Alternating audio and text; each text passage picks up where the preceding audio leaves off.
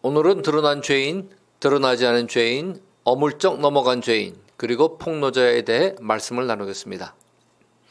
본문 말씀은 누가복음 12장 1절로 5절입니다. 그동안에 무리 수만 명이 모여 서로 밟힐 만큼 되었더니 예수께서 먼저 제자들에게 말씀하여 이르시되 바리사인들의 누룩 곧 외식을 주의하라. 감추인 것이 드러나지 않을 것이 없고 숨긴 것이 알려지지 않을 것이 없나니 이러므로 너희가 어두운 데서 말한 모든 것이 광명한 데서 들리고 너희가 골방에서 교회되고 말하는 것이 지붕 위에 전파되리라. 내가 내 친구 너희에게 말하노니 몸을 죽이고 그 후에는 능히 더 못하는 자들을 두려워하지 말라.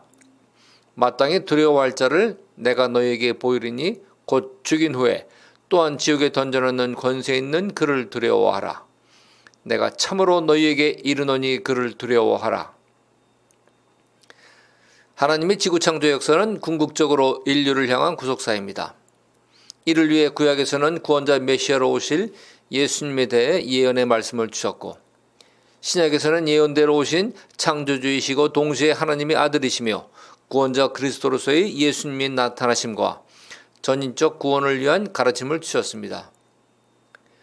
그리고 예수님이 가장 사랑하셨던 제자 요한을 통해 구속사의 마침이 되는 계시록을 주시면서 심판주로 다시 오실 예수님과 마지막 때의 환난, 영혼의 추수, 천년왕국 및 새 예루살렘상에 대한 계시와 소망을 주셨습니다. 히브리어 메시아는 헬라어로 그리스도입니다. 메시아와 그리스도는 같은 뜻입니다. 그리고 그리스도는 기름 부음을 받은 자를 뜻합니다. 또 예수라는 이름의 뜻은 마태복음 1장 22절에 있듯이 그가 자기 백성을 저희 죄에서 구원할 자임입니다. 따라서 예수 그리스도는 자기 백성을 그들의 죄에서 구원하시기 위해 하나님께로부터 기름 부음을 받으시고 즉 사명을 받으시고 인간의 몸을 입고 이 땅에 오셨던 것입니다. 그래서 예수님은 십자가에서 인류의 모든 죄값을 대신 치르시고 죽으셨다가 사흘 만에 부활 승천하시어 하나님 보좌 우편에 앉아 계시고 통치하시면서 동시에 우리를 위해 중보하시는 분이십니다. 그리고 그분은 자신을 대신하여 보혜사 성령님을 하나님의 자녀들 모두에게 일일이 보내셔서 그들이 무사히 천국에 들어오도록 개개인의 성화를 돕고 계십니다. 이렇듯 전지전능하신 하나님의 뜻과 섭리에 따라 인간에 대한 구속사는 진행되고 있으며 이 땅 위에서 일어나는 모든 일들, 좋은 일이든 나쁜 일이든 모든 사건 사고들까지 전부 하나님의 뜻과 허락하심 가운데 일어나는 것입니다. 하나님의 통치와 섭리는 하찮은 인간의 이성과 지식과 지혜로는 절대 이해할 수도 비판과 참변을 할 수도 없는 것임을 피조물인 인간은 깨달아야 하는 것입니다. 구약에는 이스라엘의 왕들과 백성들의 끊임없는 타락과 배도 그리고 그에 대한 하나님의 심판을 수없이 볼 수 있습니다. 그 결과 왕국의 분열뿐 아니라 북이스라엘과 남유다의 멸망까지 허락하시고 심지어 400년간의 침묵 기간을 가지셨습니다. 하나님의 택하신 이스라엘 백성들이 도저히 율법을 지킬 수 없음을 이사야 선지자 때 이미 결론을 내리셨고 그래서 이사야를 통해 구원자 예수님을 다윗의 계보를 통해 이 땅에 보내시겠다는 약속의 예언을 주셨던 것입니다. 최근 들어 교회 리더들의 스캔들이 더욱 자주 드러나고 있습니다. 이는 다양한 SNS 채널, 미디어 기술의 발달, 그리고 모든 사람들의 개인 미디어 및 통신 기기들을 소유하고 있기 때문일 것입니다. 그래서 교회 리더들의 성추문 같은 소식이 더욱 빨리 그리고 더 넓게 확산되는 것입니다. 더욱이 유튜브와 같은 미디어는 사람들의 호기심을 충족시킬 만한 영상의 경우 영상 제작자의 개인의 광고 소득 창출과 구독자 확대의 기회를 주는 시스템이기 때문에 사람들이 관심을 갖는 추문 관련 영상들은 자연스럽게 더 많이 확대 재생산됩니다. 이러한 추문들은 그리스도의 몸된 교회를 정화시키기 위해 교회 리더들과 성도들의 넘어짐을 허락하신 것이라고 생각합니다. 앞으로도 이러한 넘어짐의 사건들이 다양한 형태로 지속적으로 드러날 것입니다. 사실 성추문은 아마 인류 역사상 가장 오래된 죄악 중 하나입니다. 그래서 이러한 죄악을 극복하려는 노력으로 고대 그리스 철학에서는 금욕주의가 나타났고, 종교에서도 중세 카톨릭의 수도원, 이슬람의 라마단, 힌두교의 고행, 불교의 수행, 그리고 개신교의 프로테스탄티즘의 금욕주의 형태가 있어 왔습니다. 죄성을 가지고 태어난 인간은 태생적 욕구와 욕망을 절제하기가 불가능합니다. 영성이 깊다는 크리스천뿐만 아니라 타 종교인들까지도 욕망을 절제하기 힘들어 오늘날에도 온갖 금욕적 아이디어의 실천을 하고 있는 것 아니겠습니까? 그럼에도 불구하고 돈, 이성, 곧 여자와 남자, 명예, 권력 등은 인간들에게 있어서 평생 내려놓고 극복하기 매우 어려운 걸림돌들입니다. 아주 고령이거나 중병에 걸렸거나 불가역적으로 신체적 활동이 제한되거나 파산하여 재기하기 힘든 지경에 이르기 전까지는 사람의 욕망 추구는 멈추지 않습니다. 오직 일평생 동안 수많은 고난과 연단의 과정을 통하여 혼이 성화되어만 욕구와 욕망으로부터 해방될 수 있는 것입니다. 오늘날에는 인류 역사상 그 어느 때보다도 세상의 마지막 때가 더욱 가까워졌다는 것을 드러내는 성경에 이미 언급된 수많은 증거들이 거의 매일 온 지구상에서 뉴스로 전파되고 있습니다. 이를 비춰본 사단과 그의 약한 영들은 자신들의 무적행에 갇힐 운명의 날에 매우 가까운 것을 알고 더욱더 사람들을 타락시키고 넘어지게 만들기 위해 전력을 다하고 있는 것입니다. 이는 한 영혼이라도 더 예수 믿고 구원받지 못하게 하려는 것입니다. 그 결과 악한 영들은 더 효율적인 공격을 위해 일반 성도들보다 영향력이 매우 큰 교회의 리더들을 겨냥하고 있습니다. 이는 전쟁에서 승리하기 위해 지휘관을 먼저 제거하는 전술과 같은 것입니다. 흔히 교회 리더들, 특히 남자 사역자들이 쉽게 걸려 넘어지는 4가지 유혹들이 있다고 합니다. 곧 돈, 여자, 명예, 그리고 권력입니다. 그 중에서도 돈과 여자 관련 사례가 제일 많다고 합니다. 오늘날 교회 리더가 넘어지면 급속한 미디어의 발달과 점점 더 확산되는 반기독교적 사상의 흐름에 의해 교회 리더들의 추모는 침소봉대되어 실시간으로 전국에 확산되기 때문에 그 어느 때보다도 교회 리더들의 신중한 처신이 요구되는 때입니다. 그래서 이러한 추모를 지속적으로 일으키는 것이 마귀의 전략입니다.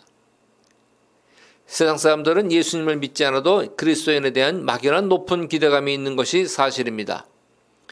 비록 어떤 이유 때문에 예수님을 믿지 않아도 그들 안에 있는 최소한의 양심의 소리는 그들에게 그리스도인이라면 적어도 이래야 한다라는 기준을 자신들에게 소리치고 있는 것입니다. 심지어 수문이 없어도 좋은 차를 탄다거나 괜찮고 큰 집에 살고 있다는 소문만 들어도 세상 사람들은 그러한 교회 리더들을 무조건 비난을 합니다. 세상은 기독교와 교회를 혐오하면서 특히 교회 리더들에게는 청민, 희생, 사랑, 자비, 긍휼, 거룩을 요구하고 있습니다. 그것이 너무 지나친 일방적인 세상의 요구를 할지라도 그것이 세상 교회에 대한 기대치이고 눈높이라는 것을 알고 인정해야 합니다. 교회 리더뿐 아니라 일반 성도들 한 사람 한 사람이 모두 그리스도의 대사들이기 때문입니다. 교회 리더나 성도라면 내가 훔친 것도 아니고 내가 열심히 번 돈으로 내 뜻대로 샀는데 누가 나를 비판할 수 있는가? 라는 식의 세상적인 사고는 상황에 따라서 지양해야 할 것입니다. 성도는 모든 행위에 있어서 주님을 위하여 절제할 수 있는 용기가 필요합니다. 여기 사도 바울의 로마서 14장 13절로 16절의 가르침이 있습니다. 쉬운 일을 돕기 위해 세번역 성경을 인용하였습니다. 그러므로 이제부터 우리는 서로 비판하지 맙시다. 그리고 형제 앞에 장애물을 놓아 죄를 짓게 하는 일도 없도록 합시다. 내가 주 예수님 안에서 알고 확신하는 것은 무엇이든지 음식 자체는 더럽지 않다는 사실입니다. 오직 그것을 더럽다고 생각하는 사람에게만 더럽습니다. 그러나 만일 여러분 형제가 여러분이 먹는 음식 때문에 근심하게 되면 여러분은 사랑으로 행동하는 것이 아닙니다. 그리스도께서 죽으심으로 구원하신 형제를 먹는 문제로 망하게 하지 마십시오. 그러므로 여러분이 옳다고 생각하는 것이 비난이 대상이 되지 않게 하십시오. 최근에 주님께서 제 아내 조 목사를 통해 제게 주신 기도의 감동 중에서 영적 원리대에 이 같은 가르침이 있었습니다. 첫째, 내가 무엇인가를 할 수 있지만 주님을 위하여 하지 않고 내려놓는 것이 많을 때에 상급이 쌓인다. 둘째, 내가 하지 않아도 되나 주님을 위하여 행한 순종이 많을 때 멸관이 쌓인다. 셋째, 내가 무언가를 하고 싶지만 주님을 위하여 포기하고 하지 않는 것이 많을 때 영광의 빛이 증가한다. 이 말씀에 공통되는 것은 자신의 육적인 만족을 거슬러 행하지 않거나 행하는 것입니다. 우리가 주님을 위하여 이 땅에서 우리의 육체의 만족을 내려놓는 대가를 치르면서 절제하고 순종할 때 주님은 하늘에서 우리에게 상급, 면류관, 영광의 빛의 증가를 주신다는 말씀입니다. 할렐루야! 성경은 인간의 모든 죄인이라고 합니다. 세례받고 구원받았다고 해서 죄를 안 짓는 것이 아닙니다. 많은 기도를 통하여 방언하고 신비한 체험도 하고 여러 은사와 능력을 받았다고 해서 그런 사람들은 죄를 짓지 않는다는 것은 절대 아닙니다. 도리어 그러한 영성이 깊은 사역자나 성도들에게는 그들 수준에 맞는 더욱 강한 악한 영들을 보내줘서 공격하기 때문에 도리어 더 큰 죄악의 유혹과 덫에 걸려 더 쉽게 더 크게 죄를 지을 수 있음을 알아야 합니다. 이런 사례는 한국뿐 아니라 온 세계의 교회에 허다합니다. 혹자는 이렇게 물어볼 수 있습니다. 왜 교회 안에 죄 없는 깨끗한 의인이 없느냐? 그 대답은 로마서 3장 10절에 있습니다. 의인은 없나니 하나도 없다. 예, 세상에는 오직 예수님 한 분밖에는 의인이 없는 것입니다. 세상 사람들은 한 사람들을 판단할 때 대체로 겉모습, 언어, 행동 등을 보고 평가합니다. 반면에 어떤 사람은 자신의 잣대를 가지고 남과 비교하여 자신을 평가하기도 합니다. 둘 다 모두 주관적 기준으로 판단하는 것이기에 하나님의 기준과는 전혀 다른 것입니다. 마가복음 7장 21절로 23절에서 예수님은 이렇게 말씀하였습니다. 속에서 곧 사람의 마음에서 나오는 것은 악한 생각, 곧 음란과 도둑질과 살인과 간음과 탐욕과 악독과 속임과 음탕과 질투와 비방과 교만과 우매함이니 이 모든 악한 것이 다 속에서 나와서 사람을 더럽게 하느니라. 또 마태복음 23장 25절로 28절에서도 예수님은 화에 있을진저 외식하는 서기관들과 바리새인들이여 잔과 대접에 거친 깨끗이 하되 그 안에는 탐욕과 방탕으로 가득하게 하는도다. 눈먼 바리새인이여 너는 먼저 안을 깨끗이 하라. 그리하면 겉도 깨끗하리라.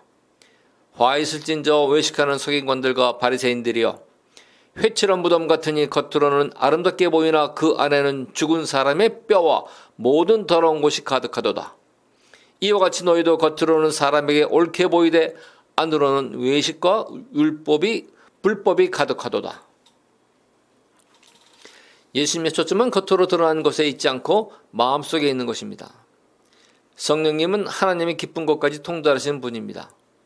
하물며 우리 안에 계시는 분이 어찌 우리 속마음을 모르시겠습니까?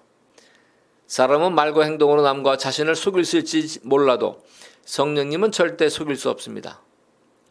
겉으로 보이고 들리는 것으로 사람을 판단하면 안 됩니다. 그것은 스스로 속는 것입니다. 교회 안의 리더와 성도들 모두가 죄인이라는 관점으로 크게 세 가지 유형으로 분류한다면 첫째, 드러난 죄인, 둘째, 드러나지 않은 죄인, 셋째, 어물쩍 넘어간 죄인이라 할 수 있습니다. 첫째 유형은 드러난 죄인입니다. 오늘날 각종 SNS, 미디어, 유튜브 채널 등을 통해 어떤 교회 리더나 영향력 있는 성도의 추문이 드러나서 그 사람의 신분과 소속까지 알려진 사람을 말합니다. 안타까운 것은 그들 중에서 돈과 권력이 있는 사람들은 거의 대부분 1차 대응으로서 일단 부인합니다. 그러다 2차 폭로가 드러나면 그때는 거짓말, 핑계, 불가피성 등을 가지고 해명합니다. 그러면서 마크로는 제3자를 통하여 돈으로 매수하여 협상을 시도하고 또 다음 단계로 넘어가면 협박하다가 최종적으로는 읍소합니다. 그렇게 버티다가 결국 그 사람의 죄악이 완전히 드러나서 이 땅에서의 사회적 죄값을 치르게 됩니다. 그러한 죄인들은 거의 대부분 대가를 치르는 동안에 철저한 회개를 하고 다시 주님께 돌아오게 됩니다. 주님의 자비와 은혜와 긍휼, 그리고 가장 큰 한없으신 사랑은 돌아온 탕자에게 새 옷을 입히고 반지를 끼워준 아버지처럼 그를 용서해 주시고 아들로서 회복시켜 주시는 것입니다. 할렐루야, 좋으신 주님을 찬양합니다. 둘째 유형인 드러나지 않은 죄인입니다. 이를 다른 말로 표현하면 회개하지 않은 죄인을 말합니다. 다른 사람들은 그의 죄를 알지 못합니다. 하지만 회개하지 않은 성도는 악한 영에 어느 정도 이상 결박되어 있을 가능성이 높습니다. 만일 그의 양심이 화인받지 않았다면 자신의 영과 성령님은 그의 죄를 인식하고 있습니다. 그 사람이 육과 연결된 혼은 그의 양심과 성령과 더불어 숨바꼭질하게 됩니다. 마음 한쪽에서는 이 죄를 끊어야 되는데 다른 한쪽에서는 끊지 못하도록 합니다. 악한 영들의 공격이 심한 상태입니다. 그래서 그의 마음속은 지옥이 되어갑니다. 끊을까 말까의 갈등, 죄가 드러날까 하는 두려움, 죄에 대한 후회와 자책감, 죄를 이기지 못하는 무능한 자신에 대한 절망감 등으로 그는 주님과 사람들 앞에서 항상 불안감과 우울감을 가지고 살게 됩니다. 이러한 내적 갈등을 하는 성도는 그래도 가능성이 있습니다. 공의의 하나님과 사랑의 하나님을 알기 때문에 언젠가는 용서받을 소망을 가지고 있기 때문입니다. 그러나 이러한 때 원수마귀는 공의의 하나님을 더욱 부각시켜 죄를 끊고 회개하고 돌아서지 못하게 하고 끝까지 죄를 숨기도록 유혹할 것입니다. 로마서 7장 18절로 20절과 24절은 사도 바울의 자신의 죄의 고백을 보여줍니다. 내 속 곧 내 육신에 선한 것이 거하지 아니하는 줄을 아노니 원함은 내게 있으나 선을 행하는 것은 없노라. 내가 원하는 바 선은 행하지 아니하고 도리어 원하지 아니하는 바 악을 행하는도다. 만일 내가 원하지 아니하는 그것을 하면 이를 행하는 자는 내가 아니요 내 속에 거하는 죄인이라. 오호라, 나는 곤고한 사람이로다. 이 사망의 몸에서 누가 나를 건져내랴. 그러나 바울은 그 유명한 로마서 8장 1절로 2절 말씀에서 이렇게 희망을 줍니다. 그러므로 이제 그리스도 예수 안에 있는 자에게는 결코 정죄함이 없나니 이는 그리스도 예수 안에 있는 생명의 성령의 법이 죄와 사망의 법에서 너를 해방하였음이라. 그리고 우리에게 살 길을 로마서 8장 13, 14절에 제시합니다. 너희가 육신대로 살면 반드시 죽을 것이로되 영으로서 몸의 행실을 죽이면 살리니 무릇 하나님의 영으로 인도함 받는 사람은 곧 하나님의 아들이라. 영으로서 육체의 행실을 죽이는 것이 살 길임을 말씀하고 있습니다. 이 말씀에 덧붙여 할 말씀이 더 있습니다. 사도행전 3장 19절 말씀으로 그러므로 너희가 회개하고 돌이켜 너희 죄 없이 함을 받으라. 이같이 새롭게 되는 날이 주 앞으로부터 이를 것이요. 정말 소망의 말씀입니다. 아주 오래전 간첩들에게 자수하여 광명체제를 하던 구화와 같은 말씀입니다. 숨겨놓은 죄를 회개하고 죄악된 행실을 끊고 돌아서면 주님으로부터 용서의 은혜가 오고 그의 영이 새롭게 된다는 말씀인 것입니다. 할렐루야. 드러나지 않은 죄인, 아직 회개를 미루고 있는 교회 안에 숨겨진 죄인들의 마음속에 깊이 새겨야 할 말씀인 것입니다. 셋째, 유형인 어물쩍 넘어간 죄인입니다. 이 유형이 제일 위험한 죄인의 유형일 것입니다. 많은 드러나지 않은 죄들을 가지고 있는데 그 중에서 일부의 죄에 대해서만 어물쩍 회개를 하고 나머지 죄는 그냥 감추던가 스스로 죄의 전부를 회개한 양 착각하고 지나쳐버린 것입니다. 하지만 내주하시는 성령님과 그 자신의 양심은 기억하고 있습니다. 쉽게 비유로 설명하면 어떤 중한 범죄자가 6가지 각종 범죄를 지었는데 자신이 저지른 모든 죄를 경찰에 고백하지 않고 적당히 약한 처벌을 받을 만한 가벼운 범죄 2가지만 고백하는 것입니다. 그러면 경찰에 추가 심증이 있어서 남은 죄를 더 조사하려다가 증거를 찾는데 어려움이 있어서 조사 기간이 길어지게 됩니다. 그때 범죄자가 슬쩍 추가적 범죄의 단서를 고백하여 그것으로 경찰로 하여금 자신의 사건을 종결시키려는 나쁜 의도의 범죄자라고 비유할 수 있습니다. 이 범죄자는 아직 처벌받지 않은 숨겨진 중한 범죄 3개가 남아있는 것입니다. 나중에 그 범죄의 증거가 드러나면 그는 가중 처벌을 받을 운명에 처하게 될 것입니다. 이런 유형의 범죄자는 스스로 자신의 남은 범죄 사실을 경찰에 가서 고백할 가능성이 거의 없습니다. 나중에 증거가 추가로 드러나거나 추가적으로 새로운 범죄를 저지르지 않는 한 다시 조사를 받지 않기 때문이죠. 이것이 세상의 불완전한 사법 시스템입니다. 그러나 하늘의 사법 시스템은 그렇지 않습니다. 천국에는 생명책과 행위록이 있다고 성경은 말합니다. 현대 성경 계시록 20장 12절은 이렇게 말씀합니다. 그리고 나는 죽은 사람들이 모두 그 보좌 앞에 서 있고 책들이 펴져 있는 것을 보았습니다. 거기에는 또 다른 책이 한 권이 있었는데 그것은 생명책이었습니다. 죽은 사람들은 그 책들에 기록된 자기들의 행위에 따라 심판을 받았습니다. 우리가 이 땅에서 살면서 행하는 모든 것은 선하든 악하든 전부 행위록에 기록된다고 성경은 말하고 있습니다. 그 일을 하는 존재가 천사들입니다. 그래서 사람이 죽으면 영으로서 예수님의 심판대 앞에 서게 됩니다. 그때 우리가 회개한 죄는 행위록에서 지워지지만 회개치 않은 죄는 죄의 행위록에 그대로 남아있어서 그 남은 죄에 대한 심판을 반드시 받게 된다고 성경은 말하고 있습니다. 하나님은 거룩하시기 때문에 죄인을 천국에 받아들일 수 없는 것입니다. 그래서 철저한 회개를 하지 않고 이만하면 됐지. 전에도 몇 번 회개했잖아. 저 장로는 나보다 더 심한 죄를 많이 지고도 멀쩡한데 나 정도는 주님이 봐주실 거야.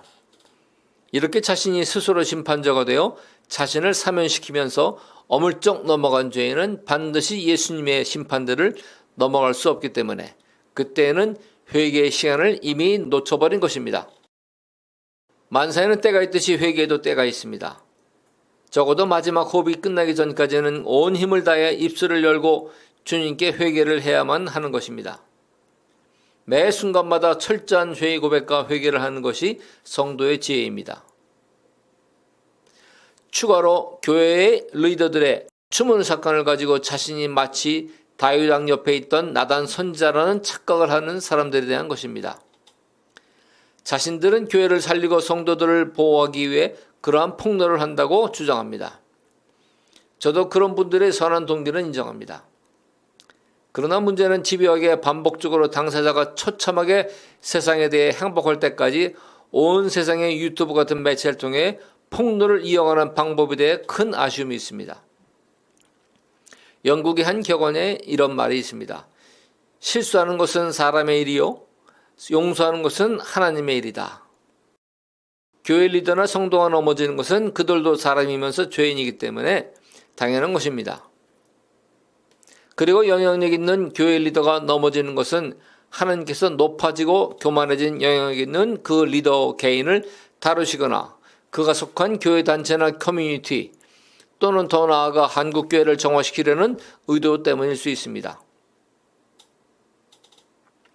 그런데 실제로는 넘어진 교회 리더를 집중적으로 반복적으로 폭로하며 온 세상에 추문을 확산시키고 또 다른 유사한 유튜버가 이어받아 더욱 추문을 확대 재생산하는 것입니다. 그 결과 추문을 일으킨 한 사람뿐 아니라 교회의 성도와 한국교회 전체가 심대한 피해를 보게 됩니다. 초고령화와 저출산 위기 가운데 있는 한국교회를 더욱 짓밟는 의도치 않은 결과를 초래하고 있다는 것입니다.